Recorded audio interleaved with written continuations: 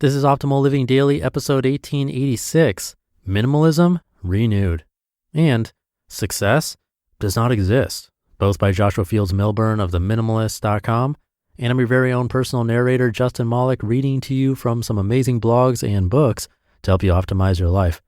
Today's two posts come from friend of the show, Josh of the Minimalists, so let's get right to his posts as we optimize your life. Minimalism Renewed by Joshua Fields Millburn of the Minimalists.com. This pandemic is putting things in perspective. We finally understand that an economy predicated on exponential growth isn't a healthy economy. It's a vulnerable one. If an economy collapses when people buy only their essentials, then it was never as strong as we pretended. When it comes to simple living, the most recent minimalist movement gained popularity online in the aftermath of the 2008 crash. People were yearning for a solution to their newly discovered problem of debt and overconsumption. Unfortunately, over the past dozen years, we've once again grown too comfortable. But the enemy isn't only consumerism now, it's overindulgence, both material and not. Amid the panic of the pandemic, I've noticed many people grappling with the question Ryan and I have been attempting to answer over the last decade. What is essential? Of course, the answer is highly individual. Too often we conflate essential items with both non-essential items and junk. In our free ebook, The Minimalist Rulebook, 16 Rules for Living with Less, Ryan and I delineate all three categories with our no junk rule. Everything you own can be placed in three piles. Essentials. Few possessions should fall into this pile. These are the necessities we can't live without. Food, shelter, clothes. While the specifics change for each person, most of our needs are universal. Non-essentials. In an ideal world, most of the things we own would fit in this pile. They are the objects we want in our lives because they add value. Strictly speaking, I don't need a couch, a bookshelf, or a dining table in my living room, but these items enhance, amplify, or augment my experience of life. Junk. Sadly, most of our things belong in this pile. These are the artifacts we like, or more accurately think we like, but they don't serve a purpose or bring us joy. The average American home contains an overabundance of stuff, hundreds of thousands of items, and most of it is junk. While this junk often masquerades as indispensable, it actually gets in the way of a life worth living. The key is to get rid of the junk to make room for everything else. Right now, not only must we jettison the junk, but many of us are forced to temporarily deprive ourselves of non-essentials, those things that add value to our lives during regular times, but aren't necessary during a crisis. If we can do this, we can discover what is truly essential, and we can eventually reintroduce the non-essentials slowly in a way that enhances and augments our lives, but doesn't clutter them with junk. To complicate matters, essential changes as we change. What was essential 5 years ago may not be essential now. And so we must continually question, adjust, let go. This is especially true today where a week feels like a month, a lifetime. With the current financial crisis and a renewed search for meaning, our society will be coping with some critical realities in the not too distant future. Many new norms have been established during this crisis. Others will form in its wake. Many of us will attempt to cling to the past, to return to normal. But that's like struggling to hold ice in our hands. Once it melts, it's gone. I've been asked, when is this going to turn around? Frankly, I hope it doesn't. Turning around presupposes that we return to the past, to a normal that wasn't working for most people, at least not in any meaningful way.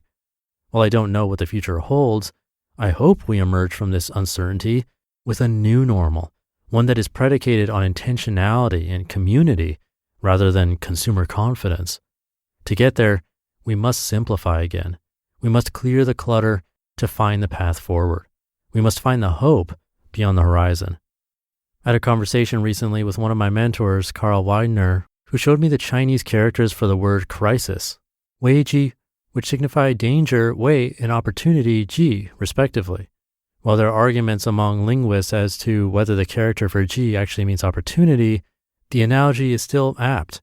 A crisis exists at the intersection of danger and opportunity. We are undoubtedly in a crisis. A heightened sense of danger lingers in the ether, but opportunity is also in the air. Surrounded by danger, we have the opportunity to, as my friend Joshua Becker says, quote, use these days to reevaluate everything, end quote. Maybe we needed this. Let us not waste this opportunity to reevaluate everything, to let go, to start anew. The best time to simplify was during the past decade. The second best time is now.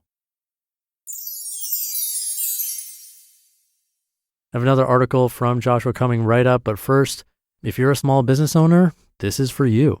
Running a small business is just plain hard, I would know. Endless to-do lists, employees to take care of, and your ever-present bottom line. So first of all, kudos to you for staying on top of it. And I want to tell you about Gusto. Gusto built an easier and more affordable way to manage payroll, benefits, and more. They help over 100,000 businesses with tasks like automated payroll tax filing, simple direct deposits, free health insurance administration, 401ks, onboarding tools, you name it, Gusto made it easy. And they really care about the small business owners they work with. Their support team is attentive and helpful. We've been using Gusto for years. And since money can be tight right now, you'll even get 3 months free once you run your first payroll. Just go to gusto.com/old and start setting up your business today. You'll see what I mean when I say easy. Again, that's 3 months of free payroll at gusto.com/old, gusto.com/OLD. Success Does Not Exist by Joshua Fields Millburn of the Minimalists.com. What do you think of when you think of success? A trophy, award, or achievement? A specific number of followers? A certain amount of money? Well, there's nothing wrong with these things. A dozen championships won't increase your tranquility. 1,000 admirers won't bring you peace. $1 million won't make you happy. Craving an outcome anchors you to a future that does not exist and drags you from the peace of the present moment. If you always need more cash, more clout, more commendations, then you'll never have enough and you'll continue to yearn. Yearning leads only to misery, and misery isn't success, it's failure. What about winning? Isn't that the definition of success? To take home a trophy is to take home a relic that points to the past, another attachment that rests you from the present moment. Winning isn't innately good or bad, but the compulsion to win, to compete, to be number one, is a prison. Imagine you're trapped in a spacious jail cell surrounded by trophies. Does that sound like success? If you win the game but lose equanimity, what have you won? Nothing. You've lost everything. But what about raising well-rounded children, or establishing better habits, or donating to charity? Surely these are the endeavors of a successful person. You're free to do any of these things, to create and consume and contribute with abandon. But as soon as you attach happiness to an outcome, you place yourself back behind bars because you're living in the future again. Running after a result isn't success, it's chasing the past or the future. Success is always bound to chasing. Chasing is attachment. Attachment is suffering. Suffering is failure. Do the math. If A equals B and B equals C, then success equals failure. This may be hard for you to grasp because you've been sold a meme your entire life. You've been told that success equals happiness, that you're just one accomplishment away from happy. But you weren't given the truth. Happiness is your default state. It appears when you stop chasing. Happiness needn't be pursued to be reached. The pursuit of happiness is just another form of chasing. It is only when you drop the pursuit that you realize happiness. Influence, wealth, and status are all hapless hunts. Getting more does not make you successful. Striving for more makes you excessful. Excess is accompanied by restlessness, pain, and misery. So travel the path towards success if you want. Simply know that path diverges from peace. Peace is found only in the present through awareness and letting go. That's not to say that you should let go or that you should be happy or that you should not fail. There is no should. But if you want peace, it is not found on the horizon or in the rearview mirror.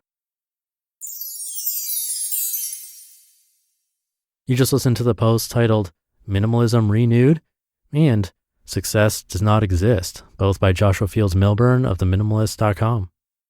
A big thanks to Josh of the Minimalists. Really cool how he wrote the Success Does Not Exist essay. It's formatted more like a poem, and I thought it was super powerful. I've had the pleasure of meeting him multiple times, and I was invited to take part as an extra in their new documentary. I'm office worker number 2, the dream job of a lifetime. Just kidding. But anyway, that new documentary is out as of January 1st, 2021. It's called The Minimalist Less Is Now. It's a short one, less than an hour, so you can check that out. It's on Netflix. They also have a podcast called The Minimalist Podcast. Books that are really good. I'm their audiobook narrator for 3 of their books. So a lot of stuff to check out. Come by theminimalists.com for all of that. But I'll leave it there for today. Have a great rest of your day, and I'll see you in tomorrow's show, where your optimal life awaits.